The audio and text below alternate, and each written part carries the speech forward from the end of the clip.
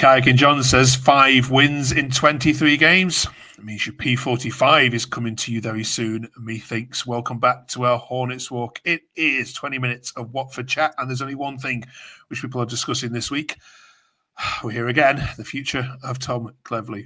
Thank you very much for joining us. We're nearly there. We're reviewing the Portsmouth game. We're also talking about Selvig and what's just going on away from home. Our panel got some thoughts on that. Welcome back, Aaron, Rio, and of course, Luke. 2 more to go, fellas, and then you can stop doing this, I promise.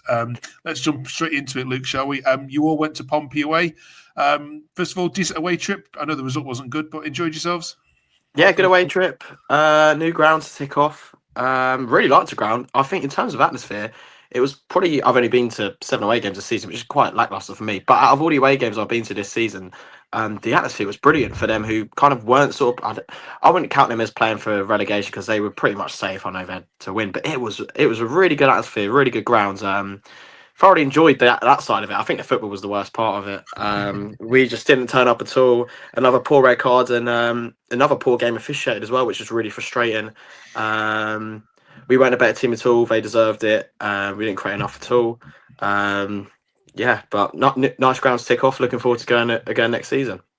Yeah, everyone says the same thing about Pompey. Let's have a, so Sam Witherden says for sure the ref only has one job because he ticks the box. Not politically correct, but Sam Allison has not made any friends. Aaron, are people right to criticise him? I didn't think it was the worst we've had. I think if you want to talk about referees, we should talk about Friday. But I don't agree that it was a red card. I think Cleverley's right in the sense that to play against the ball first, yes, they're tussling, but they're grabbing each other. I thought the referee, it's one of those, the minute he gives a foul, he has to send him off because of where it was. I'm hoping that turned over in the appeal because they've said that they are appealing it. I imagine we'll find out today or tomorrow the result of that. But yeah, I didn't think he was great, but I wouldn't say it was that bad. Yeah, you're getting no sympathy from Pompey fans, by the way. You realise, given what happened in the reverse fixture. Right, Leo, we'll come on to Tom Cleverley in a second, I promise. Let's have a look at some more, though. Here we go. MJG says, we've got to stop putting Pollock up front. It's completely pointless. It just ruins the whole team shape. I don't think that's the biggest thing wrong, but we'll get your view on that in a second. Nick Brooks says, we always start the season strong, then we wobble, and then we give up completely, which is something you've highlighted on this channel many times. A quick word on Pollock on that point. Trying to do what Man United did midweek with Maguire up front and scoring 3 goals in 8 minutes. But yeah, he's been playing up front the last couple of games in the last 20 minutes. Don't know what it is. He is one of our biggest aerial threats, and I think it shows lack of confidence we've got in our strikers to do anything, because if Barrio could even get a shot off, then you don't really need 2 up front. But yeah, Barrio can't, the defenders deal with him with ease, so Pollock try and make a bit of hassle. But yeah, we always start the season off strongly. I mean, without our home form, I wonder where we'd be, because as I've mentioned, we're the last 23 games, we're bottom of the league, got about 21 points, which is horrific. We usually drop off second half of the season, come about 15th, 16th in the second half of the season table, but this is just complete downfall. And you imagine we won't have Chapadazzi next season, the bank were bar, so unless we reinvest and get adequate replacements, then struggle to see this form turning around. Let's stick with the positives before we go and dive into it. Luke Selvig, some people are saying he saved it from being 6-0. I saw one tweet. Well, I checked the stats afterwards, and it saw like on football, went playing a match, Selvig, I went, well, hanging about, because he was the reason we technically lost 1-0 on paper. I didn't realise he made 9 saves. That's how ridiculous it was. I got my mates to guess how many shots Portsmouth had, and they went, I bet they had about 10. No, that was basically how many saves Celtic had. They had about 22 shots on goal. Celtic was brilliant, but you know, the reason we did kind of lose, we lost 1-0, and he was the reason why we made a mistake. You know, if you take that mistake out and those other saves, we draw 0-0, hypothetically. I think he's been really good since he came in. That's his first mistake he's made.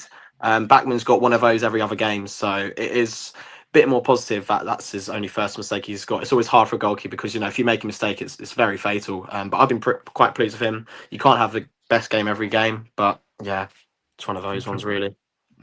And Duomo, Aaron, has he cemented his place now? Is that centre mid?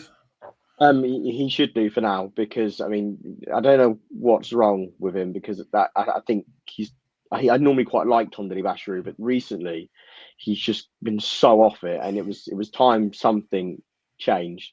Duomo's come in the last 2 games, and I mean Monday he was phenomenal. I mean him and Imran Loser didn't deserve to be on the losing side because we actually, weirdly enough, dominated the midfield and didn't make anything of it because it was just sort of like they'd get the ball, they'd spread the play, get it forward, and then they'd just be lost. I mean, Tom Ince had a dreadful game, and it caused quite a stir from the away end when Vata was pulled off because he was the only one in the front line doing anything, and when Tom Ince looked like he could not be asked at all. Cheers for all of you. Right, we'll come on to the main topic of debate.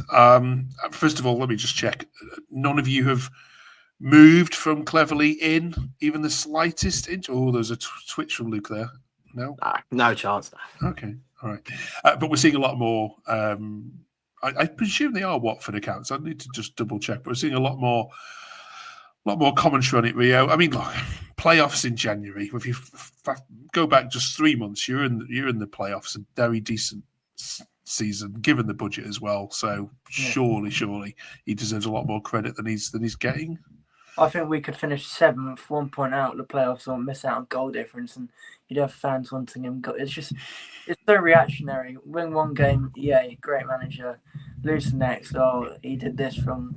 All managers have bad games. That substitution was very peculiar. I think it was the wrong choice. And although Cleverly's comments post match were very interesting, and I thought I agreed with him. It was like we kind of shouldn't be clapping these players off, and there isn't enough consequences for this bad form because we've got no depth. And since the FA Cup final, semi-final actually, which was our last great moment as a club, we've had about 13 managers, and Visco Munoz got us promoted. That's probably the only success. Everyone else is sacked within 3 months, so showing that it's not the manager's problem. And I think we signed 12 players in the summer.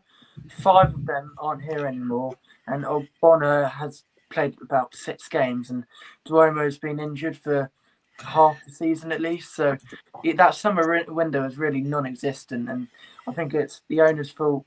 Recruitment over the last 5 years, we haven't had a good striker since Dini or Dennis. So, everything's a problem but the manager. Cheers for Rio. This tweet, I want to get your opinion on. Rio, if I can get it. Here we go. Rich says, as another day, another limp defeat. Thank God for the early season results. The Vata substitution by Cleverly, when you have 2,000 plus travelling fans looking for an attack-minded excitement when 1-0 down, and he takes him off and leave Inson, sums it up. Just boring and negative, and it's time for a rethink. And that wasn't an isolated tweet. I think that substitution seems to have just pushed people over the edge. There was loud boos in the away end. Cleverly likes his safe bets with his Sissoko's, Inces. Like, they bring experience in that, but we've got nothing to lose. It's not like we're winning 2-1 and you've got to be a bit safe here. Like, we need that explosiveness that Vata has. And another thing, which on the previous topic about Cleverly, if Masara Edwards came off on the bench yesterday for Tom Ince, Lou wants to put that stat out, we would have had the youngest Championship 11 in history, average age of 20. So, we're just not at it, are we? Luke, what's your views on it? I think it's the injuries which have kind of got to us. I'd love to see a stat from one of the Twitter nerds about what is actually our win-loss with and without Bar. Is it similar to like City with or without Rodri? Because we say every week, we see the difference when he plays, and maybe that is what the difference is. I do think that, Cleverly hasn't been great the second half of the season, and the stats don't lie. We are, was it first or second bottom in the second half of the season, but we've actually done okay from our performances. You look at it, we haven't been that bad.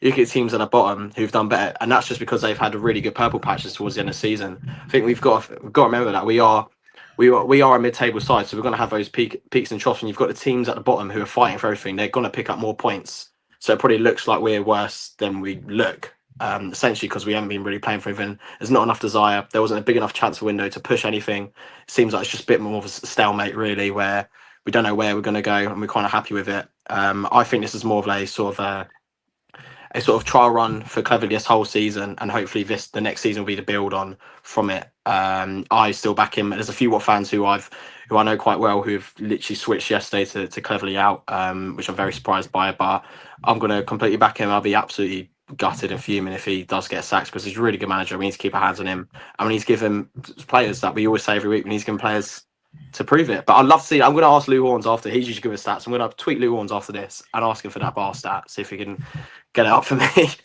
Okay. Yeah, I also want to say on Cleverley, he said in interviews that he wanted an experienced championship player. He didn't get the left back he wanted, even though Wiley's all right. He didn't get the first choice striker he wanted, or the winger on deadline day. He hasn't. If he got given the tools he needed to succeed, fair enough. But the squad's so depleted. Okay. Fans need to get off his back then, Aaron.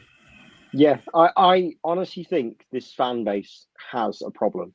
And it's a problem created by how the Pozzos have behaved with managers through their whole tenure. It's become a point where fans are less likely to speak vocally on the owner, less likely to speak vocally on the players, because every time it goes wrong, it comes back to the manager, because that's what the Pozzos do. Because every time it goes wrong, the Pozzos look to the manager, and the fans have took on that mindset. It's like they've just been watching it for so long that they think the same way, and they might say they don't. They might say, "Oh, it's the owners; they need to go." They might say that on social media, but these are the same people that are now saying Cleverley's got to go. Well, how can you be two of the same? How can you criticise how Pozzo work and what they've been doing, and then put it all on Cleverley for the bad form? Because he's ultimately working with the tools that everyone said would finish near the bottom.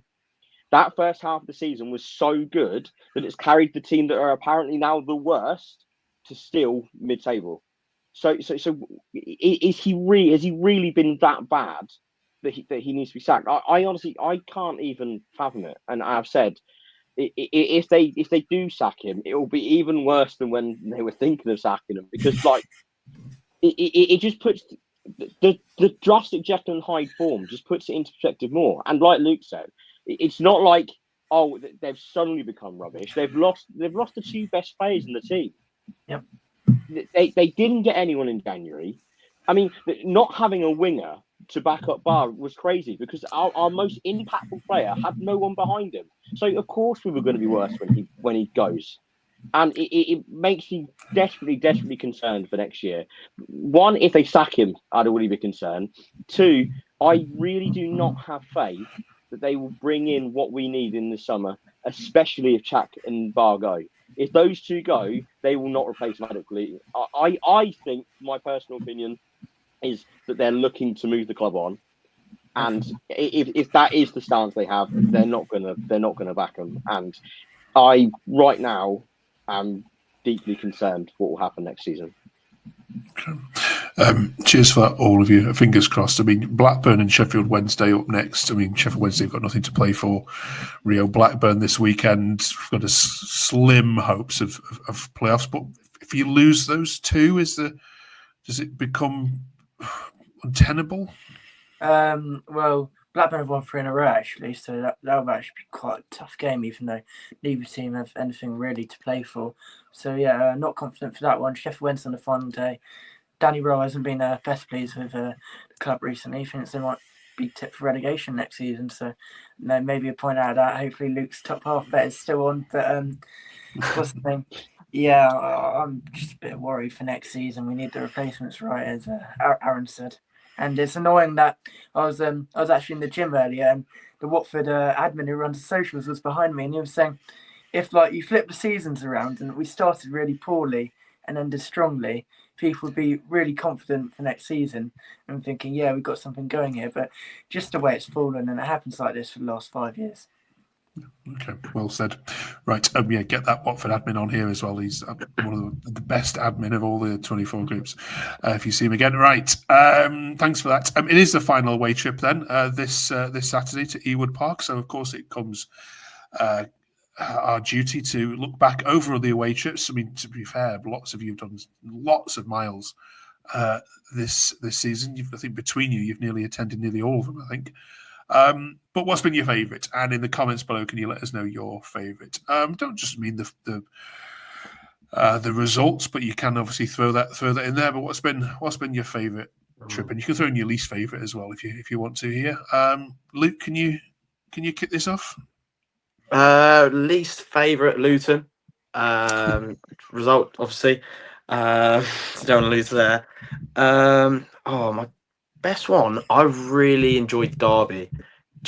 Two factors. I haven't been to that ground since we got the push for promotion back in 2015. So it was like just a ground I've not been to in a while. It was quite nostalgic going back for those good memories that last game, and we won. And I had a really good view of when the celebrations were. I went right to the front and was literally about 5 meters away from loser. It was really good.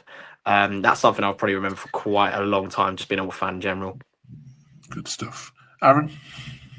Yeah, I mean, I'd agree with Luke. My favourite was Derby. Not just the result. Obviously, we won. It was great, but it was only 2-0. But just the performance, the togetherness the players showed in the celebrations, the scenes at the end, they all came over. It was a packed, sold out away end. It was definitely. I think it was the best showing of the fans as well as one of the best showings of the players, and I think that's what made it the best.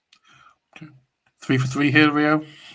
Yeah, the funny thing is, I've done 19 this season, and I've done like Sheffield Wednesday where we scored 6 goals, but Derby was just better. I don't know what it was, but that early goal from loser, great celebrations, and the away and the togetherness we've shown is, it was great. Singing for Cleverley and Antigino, and like just real togetherness. Because I think if it wasn't for the fans, then Cleverley might not be here now. But yeah, my worst away game has to be one of the midweeks. I really hate Swansea away. It's so soulless. We played them midweek for like the last 8 years and lost 1-0. One of those stinking midweek performances where we barely get a shot off. Yeah, Oh, I was so glad I didn't go to that one. That did look bad.